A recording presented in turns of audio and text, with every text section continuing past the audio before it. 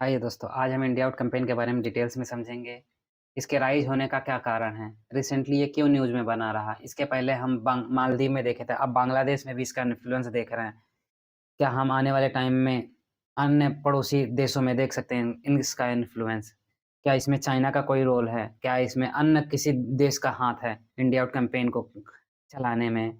इसके डिटेल्स में हम समझेंगे। आइए डिटेल्स में समझने से पहले हम सबसे पहले बांग्लादेश और मालदीव के बेसिक लोकेशंस को देख लेते हैं कि ये कहाँ पे लाई करता है। जैसे कि आप लोग इस मैप में देख सकते हैं, ये है एशिया का मैप और ये है हमारा प्यारा भारत, इंडिया। इंडिया के ईस्टर्न पार्ट में बांग्लादेश लाई करता है, जो इंडिया से लार्जेस्ट बाउंड्री शेयर करता है। और वही मालदीव इंडिया से सदर्न पार्ट में है, जो छोटे-छोटे आइलैंड का समूह है। और ये लक्षद्वीप इंडिया का पार्ट, जो अभी रिसेंटली ये भी कंट्रोवर्सी के न्यूज़ में रहा टूरिस्ट अट्रैक्शन को लेकर। आइए मैप के समझने के बाद समझते हैं कि इंडिया आउट कैंपेन का रीज़न क्या था मालदीव में स्टार्ट होने का। इंडिया आउट कैंपेन को समझने से पहले सबसे पहले हम मालदीव की इंटरनल पॉलिटिक्स को समझते हैं। इंटरनल पॉलिटिक्स मेन 3 फेस आते हैं। ये अब्दुल्ला यमीन अब्दुल गयूम, इब्राहिम मोहम्मद सोलिह, मोहम्मद मुइज़्ज़ू। ये पीपीएम पार्टी से बिलॉन्ग करते हैं और ये एमडीपी पार्टी से and PNC party. Main 3 party हैं। हालाँकि प्रेसिडेंट इलेक्शन में इस बार 6 पार्टियाँ चुनाव में लड़ी थी, लेकिन ये जो 3 पार्टियाँ हैं मेन इन्हीं की थी। अब्दुल्ला यमीन अब्दुल गयूम, यहाँ से स्टार्ट होता है। इनको 2019 में मनी लॉन्ड्रिंग के केस में इनको पाया जाता है। इसके पहले ये 2013 से 2018 तक प्रेसिडेंट भी रह चुके हैं। तो 2019 में चुनाव था, 18-19 का। चुनाव में ये मुद्दा लाते हैं इंडिया आउट कैंपेन को, ताकि इनको फिर से सरकार बन जाए। अब भाई सरकार में आने के लिए कुछ न कुछ तो करना पड़ेगा। उसके पहले कोई न कोई कंट्रोवर्सी करनी पड़ेगी ताकि न्यूज़ में बने रहें। और ये इंडिया आउट कैंपेन को इतना ज़्यादा कंट्रोवर्सी में ला दिए ताकि ये न्यूज़ में बने। हालाँकि ये चुनाव 2019 वाला हार गए, तो ये इनकी एमडीपी की पार्टी सरकार बनाती है। इब्राहिम मोहम्मद सोलिह की पार्टी, जो इंडिया के प्रति थोड़ा-सा झुकाव ज़्यादा ही है।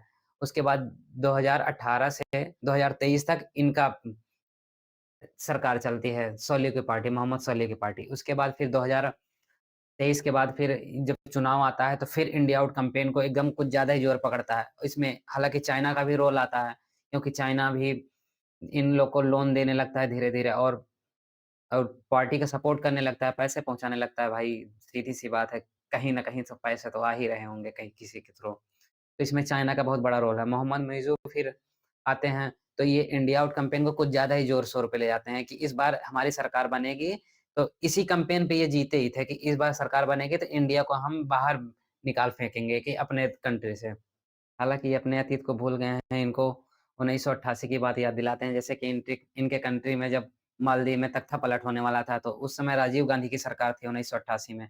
तो इंडिया ने बिना कंडीशन रखे इनके पास सपोर्ट किया था। नेवी हमारी बहुत ज़्यादा ऑपरेशन कैक्टस के थ्रू इंडिया ने इनके कंट्री को बचाया था एक तख्ता पलट से। उसके बाद फिर देखा जाए तो 4 में सुनामी आई थी, तो इंडिया ने तब इनकी मदद की थी।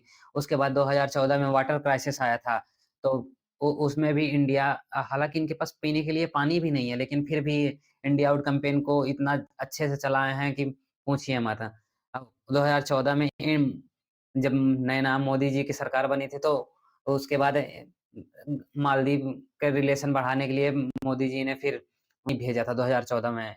उसके बाद कोविड-19 का केस तो सभी को याद है, तो वैक्सीन हम लोग फ्री में मालदीव को डोनेट किए थे।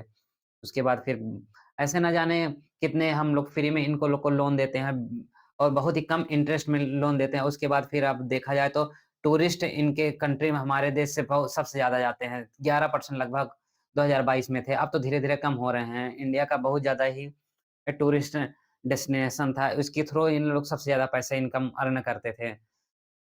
मालदीव के बाद अब बांग्लादेश में देखते हैं कि ये न्यूज़ में आने का क्या कारण है इंडिया आउट कैंपेन को।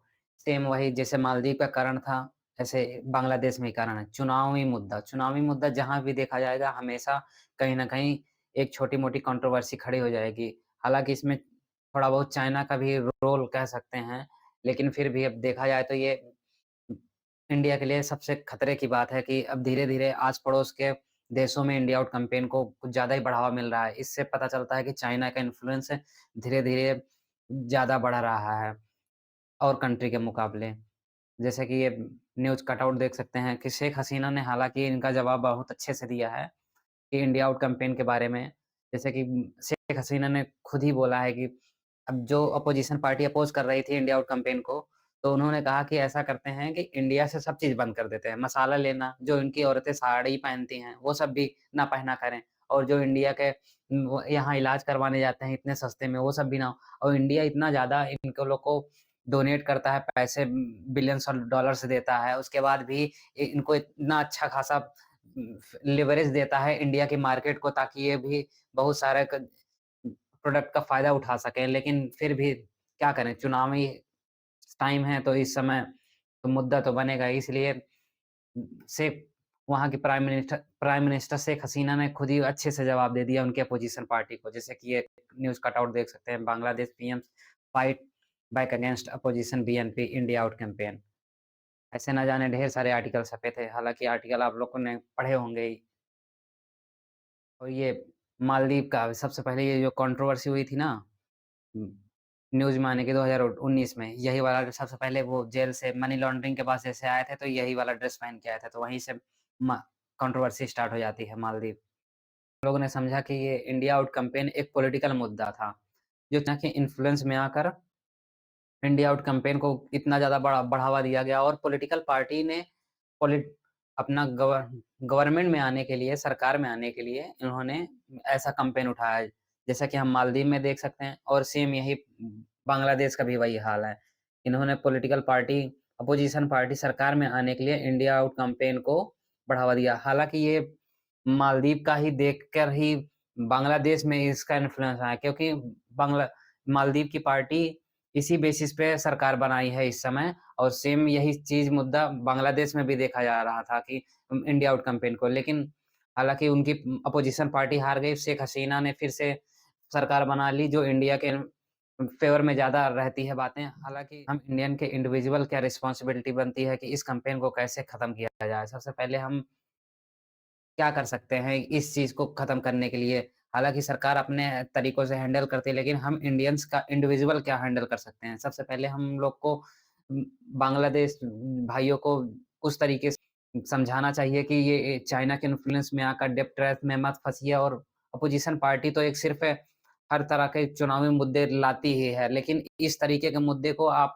लाएँगे तो आपके लिए कंट्री में ही घाटा होगा। सेम यही मालदीव भाइयों को समझाना चाहिए कि ट्विटर के माध्यम से या और भी तरीके हैं जो उनको अच्छे से इस बात को समझाया जाए कि क्योंकि चाइना का इन्फ्लुएंस इस समय इतना तेज़ी से बढ़ रहा है और जो कंट्री उनके ट्रैप में आ जाती हैं तो उसके बाद से निकलना उसमें से बहुत ही ज़्यादा मुश्किल हो गया है। इसीलिए अब बहुत ही अच्छे से उनको लोग को समझाया जाए क्योंकि उसके अलावा कोई और रास्ता नहीं है चाइना से बचने के लिए।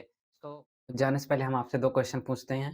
सबसे पहला क्वेश्चन है Which of the following countries has the longest international boundary with India?